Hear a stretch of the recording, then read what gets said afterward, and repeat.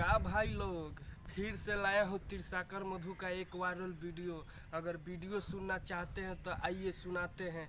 का रे मधु सुनैता नहीं कि सनी लियोन के बहिन छोटकी बनैता रे का बहन जो टंगरी पसार के लेते रहे तलारवा पसार के लेते रहे बहन चोत। तू सब भोजपुरी इंडस्ट्री का तू महका के रख दिया बहन चोत। कितना बढ़िया तू चमक गया था बहन चोत। पवन सिंह के साथ राजा तनी जाई ना बहरिया राकेश मिश्रा के साथ तू गाना गा के चमक गया था।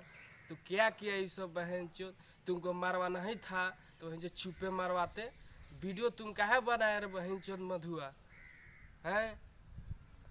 सब बहन चोत देख देख के 4-5 बेर हिला रहा है सबको बहन जो मुठ मार मार के सब एथी जियान कर दे रहा है सब माल तुम्हारे चक्कर में। बहन सब बोलता है सब कि भैया मुझको ला वीडियो मधु तिरसाकर को, भैया मुझको ला वीडियो मैं देखूंगा।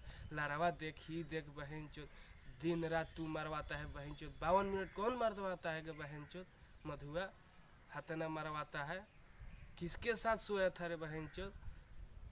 सनी लियोन का बहन बन रहा था बहन चोत। सब भोजपुरी इंडस्ट्री का महका के रख